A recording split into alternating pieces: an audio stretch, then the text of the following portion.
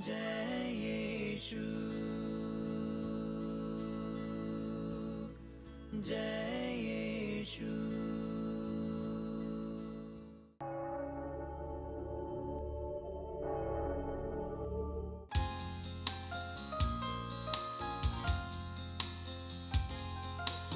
आराधना आराधना आराधना यीशु आराधना आराधना आराधना आराधना यीशु आराधना।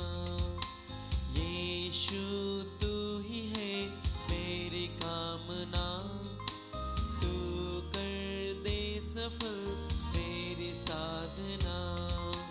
आराधना आराधना आराधना यीशु आराधना। हम सभी लोग पवित्र परम प्रसाद में उपस्थित यीशु की ओर एक पल देखें। आज हमें सुनने के लिए, हमारा हर एक दुखों को, दर्दों को अपना बनाने के लिए प्रभु ईसा मसीह हमारे पास में है। आपको देख रहे हैं, वो आपको सुनने के लिए तैयार है, क्योंकि हमारे बीच में जीवंत ईश्वर उपस्थित है। मार्कोस का सुसमाचार अध्याय 10 वचन संख्या 46 से हम इस प्रकार पढ़ते हैं। एक अंधा भिखारी, उसका नाम है बरतमियुस, वो सड़क के किनारे बैठकर भीख मांग रहा था। सड़क के किनारे, कुछ बात किनारे मतलब या साइड करना मतलब वो इतना इम्पोर्टेंस नहीं है।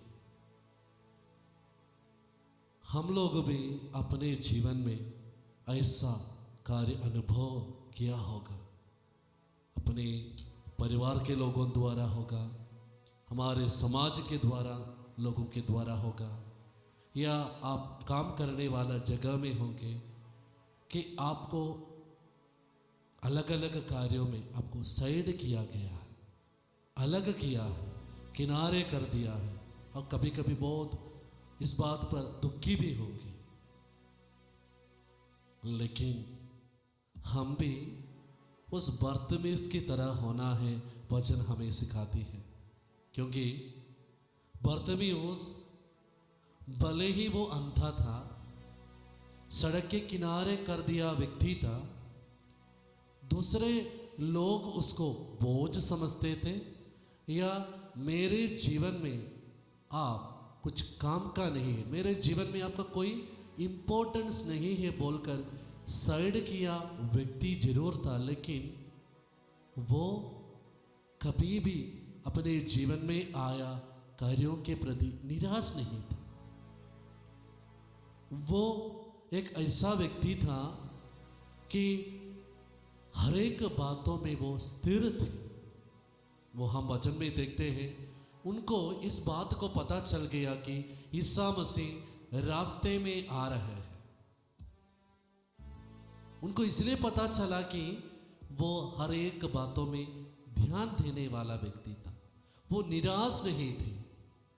उन्होंने प्रभु के बारे में जरूर सुना था, इसलिए उन्होंने प्रभु को आते ही कहते हैं, प्रभु दाऊद के पुत्र मुझ पर दया कीजिए। उनका विश्वास प्रभु के प्रति इतना अधिक था, उनको पता था अगर प्रभु मेरे बात सुनेगा, मेरा पुकार सुनेगा, वो जरूर मेरे जीवन में चमत्कार करेगा। वैसे बरतमीयुस जब चिल्लाना शुरू किया, उनको साइड किया व्यक्ति, उनको अलग किया लोग, उनको अपने जीवन में कुछ भी इम्पोर्टेंस नहीं देने वाला लोग उनको कह रहे हैं कि आप चुप हो जाओ, आप चुप हो जाओ, क्योंकि आप अंधे हो, कुछ काम का नहीं है। आप चुप रहो और दूसरे को डिस्टर्ब मत करो। लेकिन ये अंधा व्यक्ति, उनका लक्ष्य स्थिर था, उनका विश्वास प्रभु के प्रति बहुत अधिक था। भले ही लोग ईसा मसीह के पीछे पीछे आगे आगे जा रहा था, किसी को भी ईसा मसीह के बारे में अच्छा से नहीं पता था, ना उनके शक्ति के बारे में अच्छा से नहीं पता था। और लेकिन ये अंधा व्यक्ति को मालूम था, इसलिए उन्होंने किसी का बात नहीं सुनी और पुकारते रहा, प्रभु दाऊद के पुत्र मुझ पर दया कीजिए। और वचन में लिखा है, इस प्रकार कहते हैं, प्रभु ने उनके लिए रुका। प्रभु इससे पहले भी एक व्यक्ति के लिए रुकते हैं, वो है लूकास का सुसमाचार अध्याय 19 में हम पढ़ते हैं कि एक नाखेदार व्यक्ति जक्कियुस के पास आकर प्रभु रुकते हैं, कहते हैं, जक्कियुस जल्दी नीचे आओ। प्रभु उनके लिए रुका और उनके परिवार में रक्षा मिला। वैसे भी प्रभु आज इस बारतमीयुस के लिए रुकते हैं और पूछते हैं उनको, मैं तुम्हारे लिए क्या करूं, तुम क्या चाहते हो?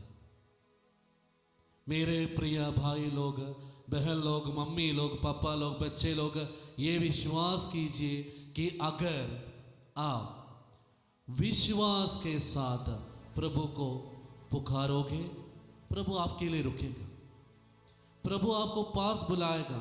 और प्रभु ये नहीं पूछेगा कि मैं जो जो कार्य आपके जीवन में होना चाहते हैं वो सब बताएंगे, वैसे नहीं। प्रभु आपको यही पूछेगा, बेटा या बेटी, मैं तुम्हारे लिए क्या करूं, तुम क्या चाहते हो, मैं जो कार्य आपके जीवन में करने के लिए आप क्या चाहते हो, प्रभु आपको पूछेगा। लेकिन सर्वप्रथम यही होना चाहिए, हमें प्रभु को पुकारना है। भले ही लोग आपको बोलेंगे कि आप चुप हो जाओ, चर्च जाने से कोई फायदा नहीं है। कुछ लोग आपको बोलेंगे कि इतना प्रार्थना करने के बाद भी आपको कुछ नहीं मिला है, फायदा नहीं है।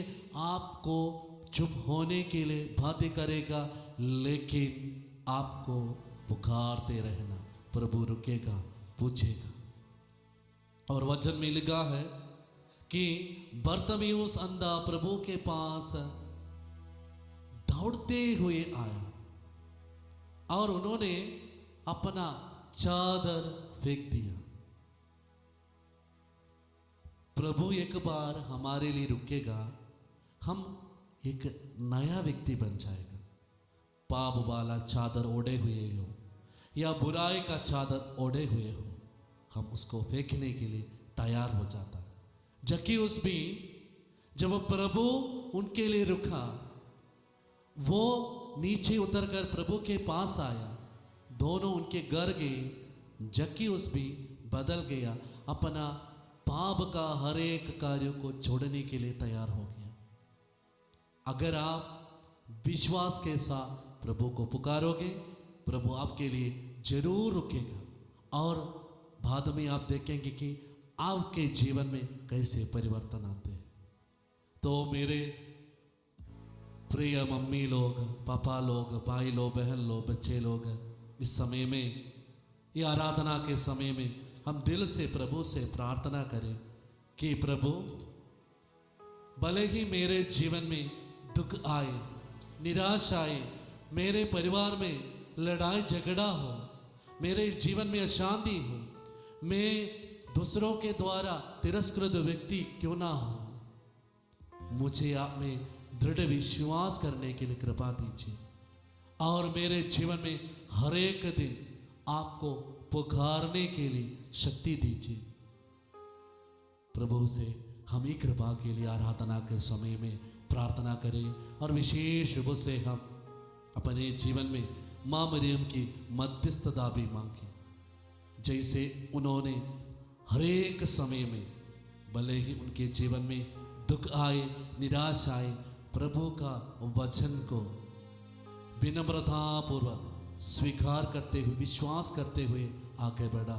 हम भी आज ये आराधना के समय में विशेष रूप से माँ मरियम की भी मध्यस्थता मांगते हुए सर्वशक्तिमान ईश्वर से सिर झुकाकर आशीष को ग्रहण करें। आराधना आराधना आराधना यीशु आराधना आराधना आराधना आराधना यीशु आराधना आराधना आराधना आराधना यीशु आराधना आराधना आराधना आराधना यीशु आराधना। सबको जय यीशु। Have a blessed